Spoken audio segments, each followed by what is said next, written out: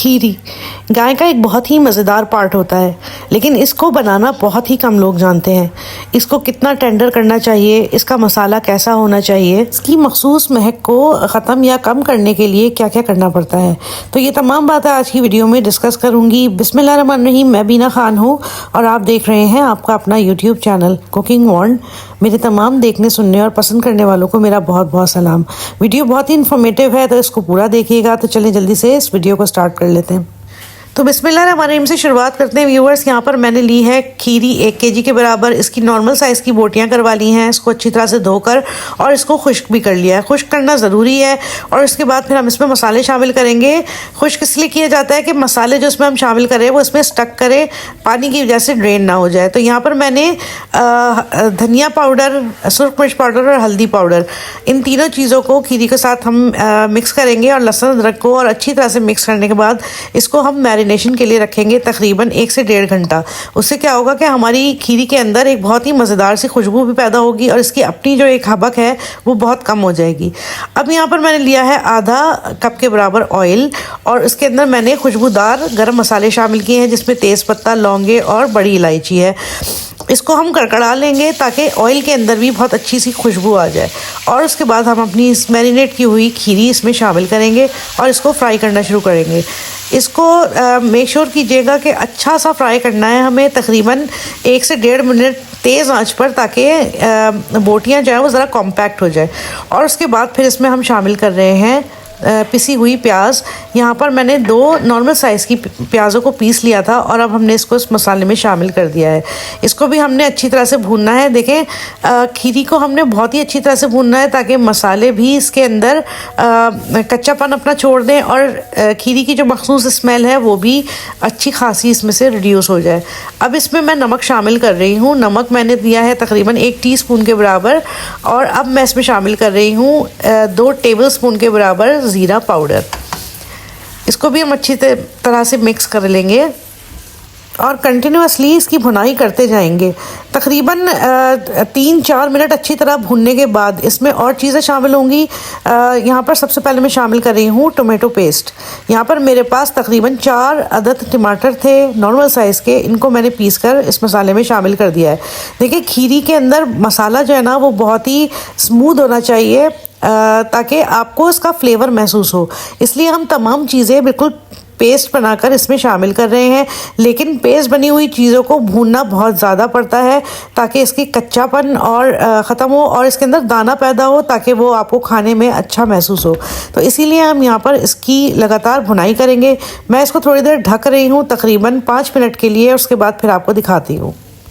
تو ویورز یہاں پر میں نے 5 منٹ کے لیے کھیری کو ڈھک کر رکھا تھا تیز آنچ پر ہی، اور اب آپ دیکھ سکتے ہیں یہاں پر یہ بالکل خشک ہو چکی ہے۔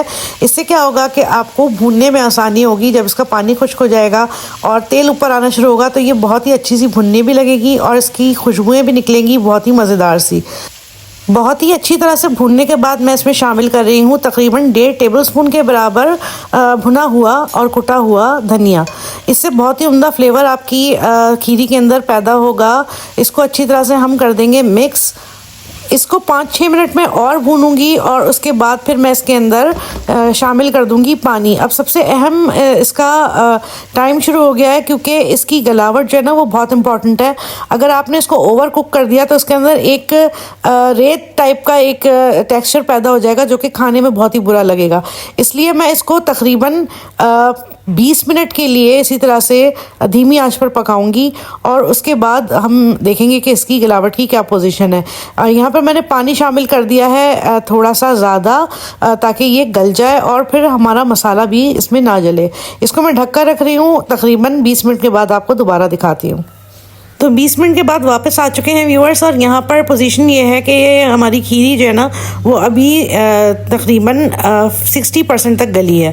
اب میں اس کے اندر شامل کر رہی ہوں گرم مسالہ پاؤڈر، اور یہ تھوڑی سی میرے پاس ہے میتھی، سوکھی میتھی، اس کو بھی ہم اس میں شامل کریں گے تھوڑا سا اس کو رگڑ کر، تاکہ اس کے پیسز تھوڑے چھوٹے ہو جائیں، اور اس کے بعد اس میں ہری مرچیں بھی شامل کر دوں گی۔ بس یہ ساری چیزیں اس میں شامل ہو چکی ہیں۔ اب میں اس کو دوبارہ دم پر رکھوں گی۔ مزید 40% جو ہمارے رہ گئے ہیں وہ مزید 20 منٹ کے اندر گل جائیں گے انشاءاللہ، اور اس کا جو ایکسس پانی ہے وہ بھی ریڈیوس ہو جائے گا۔ تو جناب دوبارہ 20 منٹ کے بعد واپس آ چکے ہیں. یہاں پر کھیری بالکل ڈن ہو چکی ہے اور اب آپ دیکھ لیجئے کتنے مزے کا اس کا ٹیکسچر اور اس کی شکل آ چکی ہے. بالکل کڑھائی اسٹائل کی یہ کھیری بنی ہے, بہت ہی مزیدار اور بالکل ہیک سے پاک اور بالکل بہترین گلی ہوئی. دیکھیں اس کی گلاوٹ جو ہوتی ہے نا وہ تھوڑی سی سخت ہوتی ہے. اس کو بہت زیادہ اگر آپ گلا دیں گے تو اس کے اندر ایک ریت ٹائپ کا ٹیکسچر پیدا ہو جائے گا جو کہ بہت ہی برا لگتا ہے کھانے میں. تو اس لیے اس کو تھوڑا سا سخت گلا ہوا رکھتے ہیں. تو یہ میں آپ کو دکھاتی ہوں اس کے اندر کس طرح کی گلاوٹ ہے تاکہ آپ کو اس کا اندازہ ہو جائے.